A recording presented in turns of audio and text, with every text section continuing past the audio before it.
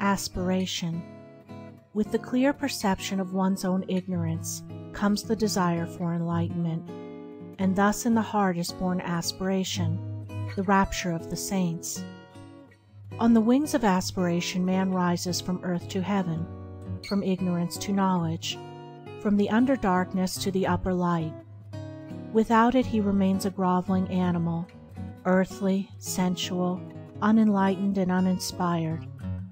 Aspiration is the longing for heavenly things, for righteousness, compassion, purity, love, as distinguished from desire, which is the longing for earthly things, for selfish possessions, personal dominance, low pleasures, and sensual gratifications.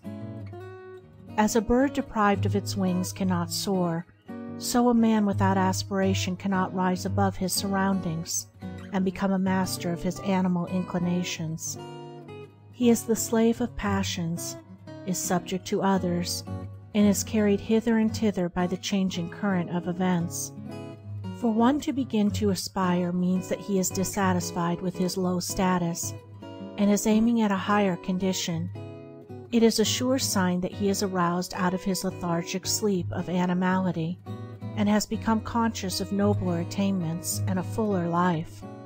Aspiration makes all things possible.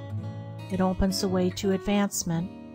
Even the highest state of perfection conceivable it brings near and makes real and possible, for that which can be conceived can be achieved. Aspiration is the twin angel to inspiration. It unlocks the gates of joy. Singing accompanies soaring. Music, poetry, prophecy, and all high and holy instruments are at last placed in the hands of those whose aspirations flag not, whose spirit does not fail. So long as animal conditions taste sweet to a man, he cannot aspire, he is already satisfied. But when their sweetness turns to bitterness, then in his sorrow he thinks of nobler things. When he is deprived of earthly joy, he aspires to the joy which is heavenly. It is when impurity turns to suffering that purity is sought. Truly aspiration rises, phoenix-like, from the dead ashes of repentance, but on its powerful pinions man can reach the heaven of heavens. The man of aspiration has entered the way which ends in peace, and surely he will reach that end if he neither stays nor turns back. If he constantly renews his mind with glimpses of the heavenly vision, he will reach the heavenly state. Man attains to the measure that he aspires. His longing is to be the gauge of what he can be. To fix the mind is to foreordain the achievement. As a man can experience and know all low things, so he can experience and know all high things. As he has become human, so he can become divine. The turning of the mind in high and divine directions is the sole and needful task. What is impurity but the impure thoughts of the thinker? What is purity but the pure thoughts of the thinker? One man does not do the thinking of another. Each man is pure or impure of himself alone. If a man thinks, "It is through others or circumstances or heredity that I am impure," how can he hope to overcome his errors? Such a thought will check all holy aspirations and will bind him to the slavery of passion. When a man fully perceives that his errors and impurities are his own, that they are generated and fostered by himself, that he alone is responsible for them, then he will aspire to overcome them. The way of attainment will be opened up to him, and he will see from where and to what destination he is traveling. The man of passion sees no straight path before him, and behind him all is fog and gloom.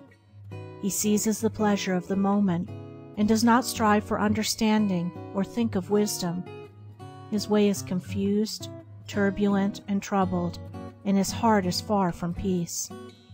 The man of aspiration sees before him the pathway up the heavenly heights, and behind him are the circuitous routes of passion up which he has hitherto blindly groped. Striving for understanding, and his mind set on wisdom, his way is clear, and his heart already experiences a foretaste of the final peace. Men of passion strive mightily to achieve little things, things which speedily perish, and in the place where they were, leave nothing to be remembered. Men of aspiration strive with equal might to achieve great things, things of virtue, of knowledge, of wisdom, which do not perish, but stand as monuments of inspiration for the uplifting of humankind.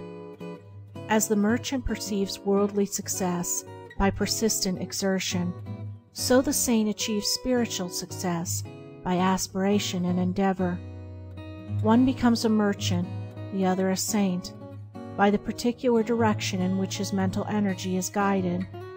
When the rapture of aspiration touches the mind, it at once refines it, and the dross of its impurities begin to fall away. While aspiration holds the mind, no impurity can enter it, for the impure and the pure cannot at the same moment occupy the thought. But the effort of aspiration is at first spasmodic and short-lived. The mind falls back into its habitual error, and must be constantly renewed. The lover of the pure life renews his mind daily with the invigorating glow of aspiration. He rises early, and fortifies his mind with strong thoughts and strenuous endeavor. He knows that the mind is of such a nature that it cannot remain for a moment unoccupied, and that, if it is not held and guided by high thoughts and pure aspirations, it will assuredly be enslaved and misguided by low thoughts and base desires. Aspiration can be fed, fostered, and strengthened by daily habit, just as desire. It can be sought and admitted into the mind as a divine guide, or it can be neglected and shut out.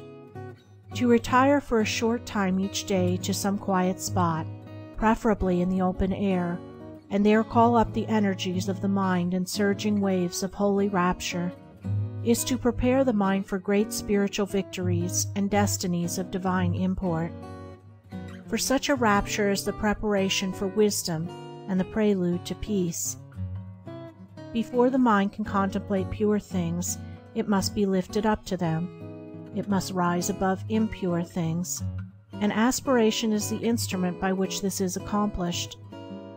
By its aid the mind soars swiftly and surely into heavenly places, and begins to experience divine things. It begins to accumulate wisdom, and to learn to guide itself by an ever-increasing measure of the divine light of pure knowledge.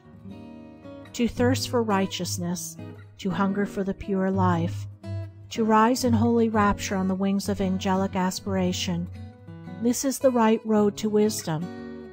This is the right striving for peace. This is the right beginning of the way divine.